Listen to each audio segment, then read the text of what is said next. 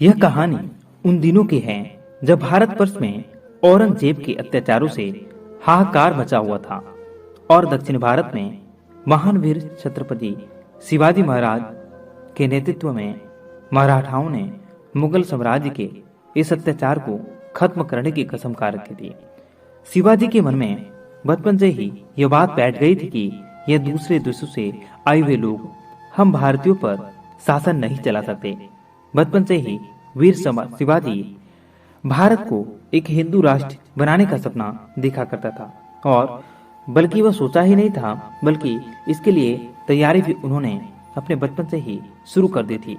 अपने बाल अवस्था में शुरू से ही वह मराठा बच्चाओं में देश के लिए मर मिटने और देश प्रेम की भावनाओं को जगाने की शुरुआत कर दी थी, क्योंकि वो इस बात को समझते थे कि मुगल साम्राज्य से बड़े और शक्तिशाली राज्य को जल से उखाड़ने के लिए मराठाओं में समर्पण भावनाओं का होना बहुत जरूरी है। जब शिवाजी जवान हुए तब उन्होंने छोटी सी मराठा सेना के साथ मुगलों के कई किलों पर हमला करना शुरू कर दिया, लेकिन शुरुआत के कई मौकों पर उन्हें असफलता ही हाथ लगती थी।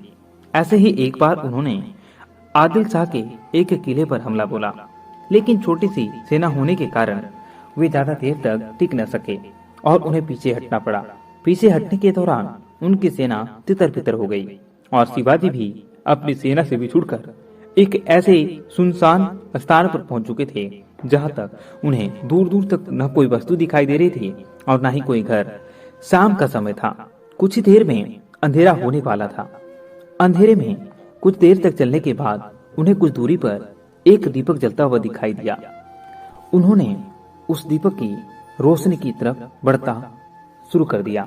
थोड़ी देर बाद वह उस दीपक के घर वाले जहां पर दीपक जल रहा था उस घर में जाकर वह खड़े हो गए और थोड़ी देर बाद जब वो दरवाजे को खटखटाते हैं तो दोस्तों उस घर के अंदर से एक बूढ़ी औरत घर के बाहर आई।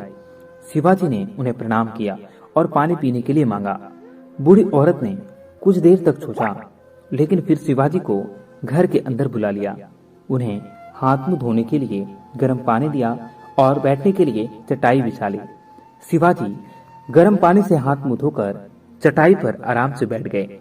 बूढ़ी औरत ने पीने के लिए शीतल जल दिया और साथ ही उस बूढ़ी औरत ने यह भी भाप लिया कि यह इंसान बहुत ही थका हुआ है और बहुत ही भूखा भी है। उन्होंने शिवाजी को कुछ देर और बैठने के लिए कहा।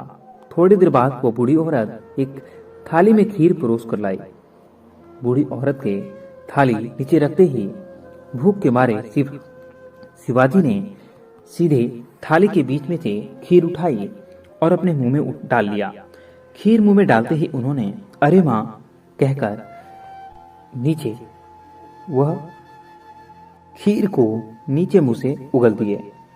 खीर बहुत ही ज्यादा गर्म थी, जिसके कारण उनकी जीभ और उंगली थोड़ी सी जल गई थी।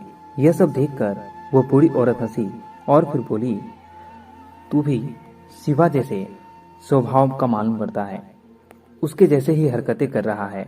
यह सुन शिवाजी चौंक गए। फिर उन्होंने उस बूढ़ी औरत से पूछा, माँ आपने शिवा से मेरी तुलना किस आधार पर की? शिवा की ऐसी कौन सी हरकतें?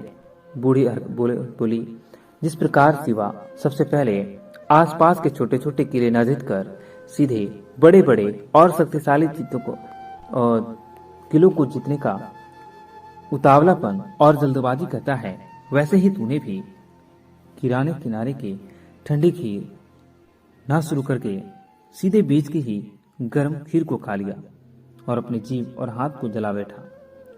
बेटा, उतावलापन और जल्दबाजी से काम बनता नहीं बल्कि बिगड़ जाता है।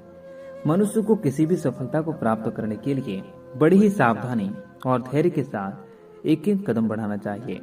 उतावले होकर बड़े बड़े कदम बढ़ाने के लिए और निर्णय लेने के लिए कोई भी बड़ा लक्ष्य जो है हासिल नहीं किया जा सकता।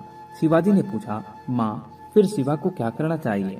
उस बूढ़ी औरत ने कहा, जिस दिन शिवा छोटे छोटे किलों से अपना विजय अभियान प्रारंभ करेगा उस दिन से उसे पीछे हटने की जरूरत नहीं पड़ेगी और फिर एक दिन ऐसा आएगा कि जब वह अपने स्वराज्य के लक्ष्य को अवश्य पूरा कर लेगा। शिवाजी ने उस बूढ़ी औरत की सीख को गांठ बांध लिया और फिर उन्होंने छोटे छोटे किलों पर हमला करना शुरू किया। और फिर इस बात का तो इतिहास गवाह है कि एक दिन शिवाजी की नीतियों पर चलते ही मराठा साम्राज्य ने मुगल साम्राज्य को मिट्टी में मिला दिया था और एक बार के लिए पूरे भारतवर्ष में अपनी सत्ता स्थापित कर ली थी। दोस्तों, छत्रपति शिवाजी महाराज भारत मां के उन वीर और महान सुपुत्रों में से एक थे जिनके नाम उंगलियों में गिने जा सकते हैं। शिवाजी जैसे वीर और वह दूरदृष्टिकारक सदियों में एक बार ही आते हैं। अगर आप इस महान योद्धा से संतुष्ट हैं तो वीडियो को लाइक कर दें।